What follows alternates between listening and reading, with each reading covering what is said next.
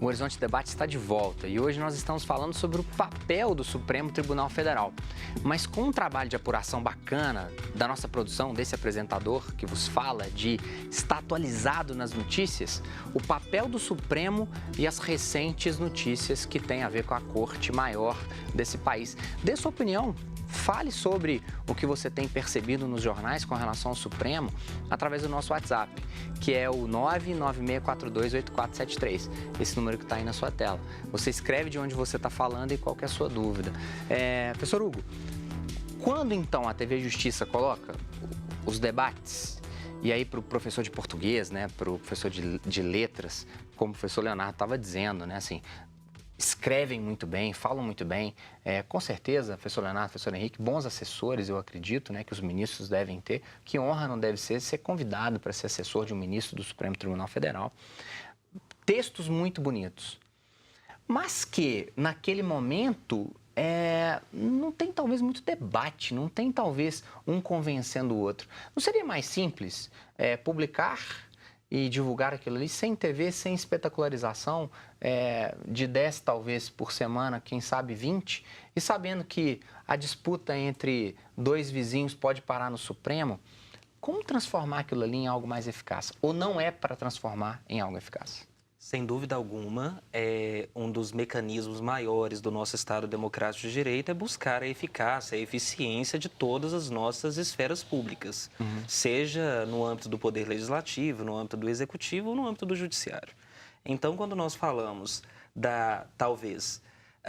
de os ministros repercutirem como verdadeiras estrelas constitucionais, popstar, como muitos se portam, lamentavelmente, talvez tenha havido um excesso por parte do posicionamento deles em seus votos, por exemplo, e em seus debates, eventualmente. Porque a ideia da TV Justiça, exemplificadamente, é uma ideia de fomentar a possibilidade de os cidadãos acompanharem esses debates que são tão caros aos destinatários de todo esse poder, inclusive do Poder Judiciário. Ou seja, possibilitar que o povo assista, que o povo acompanhe, esta é a ideia, esta é a inspiração. Mas quando eu percebo que, eventualmente, está havendo uma disseminação da minha imagem, estou ficando cada vez mais notório, e eu já carregava comigo toda uma ancestralidade política, toda uma ideologia política, uma ideologia filosófica, talvez até um partido para o qual eu me enverede antes mesmo de entrar no STF.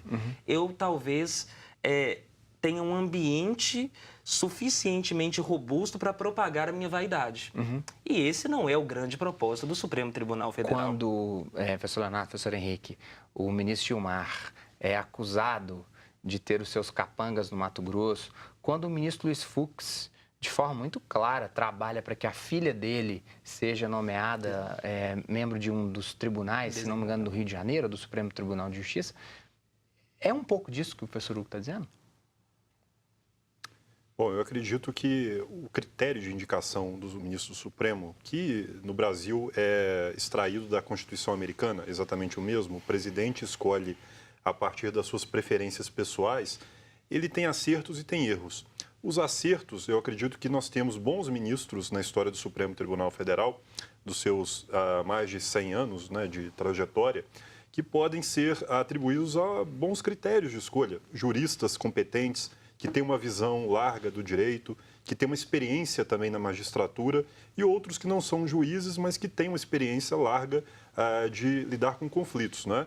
Eu exemplifico, por exemplo, os juízes do Supremo Tribunal Federal indicados durante a República de 46 e até durante o regime militar, que tiveram uma visão muito positiva da sociedade brasileira, dos seus diferentes conflitos.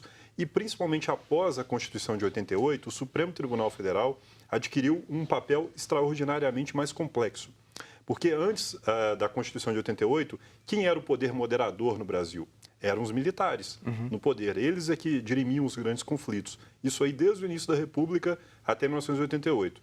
Quando a Constituição ela empodera o Supremo Tribunal Federal, o Ministério Público, o juiz de primeiro grau, a partir desse momento o judiciário no Brasil ele se torna, de fato, um poder moderador. Professor Leonardo, o que você acha disso? A questão do Supremo decidir poucos casos ou muitos casos, o que a gente consegue perceber é que as turmas, aquela composição dos 5 ministros, eles julgam muitos processos toda semana. Né? Quando eu disse que é uma média de 10, 11 por semana, é o pleno julgando. Tá? Existem estatísticas dos ministros lá, e eu lembro um ministro do STF que dizia, olha, nesse mês eu consegui decidir 1.100 processos. Então, na verdade, eram processos que eram decididos por alguma questão técnica, processual, às vezes sem entrar no mérito. E o que a gente percebe também é que nos últimos 10, e aí talvez até elastecendo a 15 anos, vários mecanismos para a reconfiguração da competência do Supremo foram sendo apresentados. Em vez de aceitar qualquer recurso extraordinário, não, eu só vou aceitar aqueles que possuem uma repercussão geral, em que eu aí, Supremo Tribunal, vou decidir um caso que vai impactar o maior número de pessoas possíveis. Então, a gente está vivenciando uma migração do Supremo, que analisa qualquer recurso, para o Supremo, que aí, da mesma forma da Suprema Corte Americana, escolhe os casos que ele vai ter que decidir. E aí tentando dar uma repercussão maior à população. Na hora que a gente coloca aquelas agressões, um ministro acusando o outro de ter capanga, de ter uma estrutura ou de ter outra, passa por uma questão de falta de urbanidade. Quem perde com isso é a própria instituição, porque é uma acusação que é feita sem provas. Se elas fossem apresentadas, aí a gente teria uma série de atos de consequência, né? Às vezes o próprio impeachment daquele ministro acusado, mas é a instituição que perde o crédito. Né? A população vai percebendo, olha, aquele ali tem, então ali vai ter esse tipo de conduta.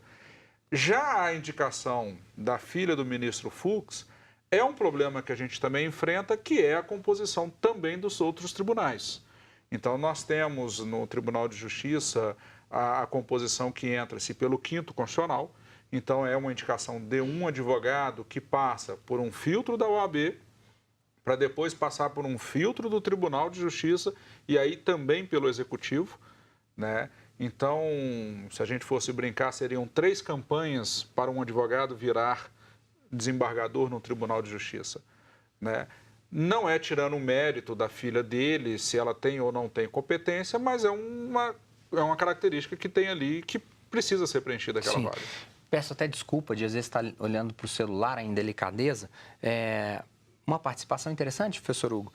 Boa noite, esplêndida banca, obrigado. A participação do Pedro Américo, conhecido do professor Hugo, a esplêndida banca, resultado de uma produção bacana que a TV Horizonte tem na figura da Ana, da Sara.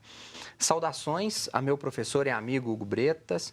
Gostaria que a banca falasse um pouco sobre a crítica que se faz de um certo ativismo judicial por parte do Supremo Tribunal Federal. O que seria esse ativismo judicial, professor Hugo? Vamos lá.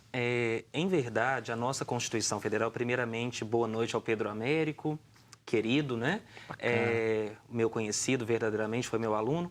Agora, avançando para a questão dele. Quando nós falamos sobre ativismo judicial, nós temos de perceber que a Constituição Federal, de forma bastante taxativa, ela vai trazer quais são as competências de cada um dos órgãos do Poder Judiciário. E, portanto, se houver qualquer tipo de extrapolação ou violação a qualquer competência, configura usurpação de competência. Isso pode ferir diretamente o ato que foi praticado. E o que seria o ativismo judicial? Seria talvez uma majoração implícita ou explícita, como queira aí os telespectadores, implícita ou implícita, das competências do Supremo Tribunal Federal.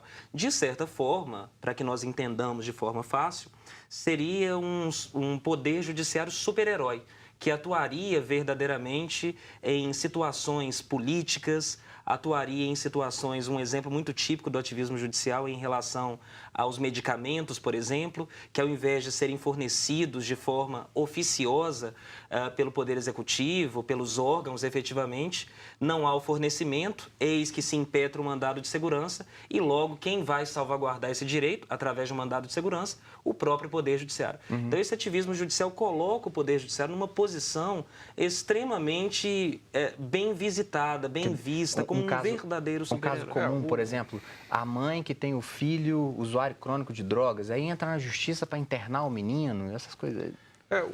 A questão do ativismo do judiciário, a gente também tem que perceber, é uma mudança de entendimento do papel da própria ordem constitucional que a gente vive. Quando a gente estava em 64, era um regime autoritário, tá? Independente de ter sido revolução ou golpe, mas você tinha uma concentração de poder no executivo, era o poder moderador que foi dito. Sim. E aí também você tinha muito enraizado na doutrina do direito constitucional a separação dos três poderes. Né? A nossa Constituição de 88, ela veio como Constituição cidadã, garantindo muitos direitos, colocando no papel, né?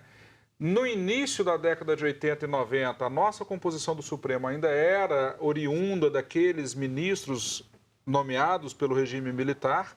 E o que a gente vem percebido nesses últimos 20 anos é exatamente a mudança de composição e aí pessoas que entraram lá com a visão já de que a nossa Constituição não é mais um projeto social, mas sim um projeto, uma Constituição garantia. E na hora que está lá, é direito de todos a saúde, vence o segundo questionamento. Se é direito, eu, guardião da Constituição, eu tenho que assegurá-lo.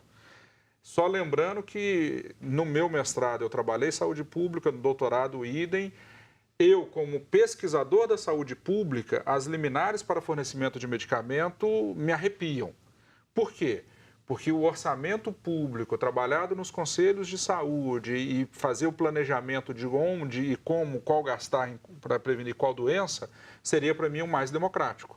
Mas eu não consigo também sustentar que o Supremo, como guardião da Constituição, não possa deferir a medida, né, porque aquela pessoa teria direito àquele tratamento médico. Sim. Caminhando só para o finalzinho desse bloco, no terceiro a gente vai explorar as recentes notícias. Geraldo, vou ler a sua pergunta daqui a pouquinho.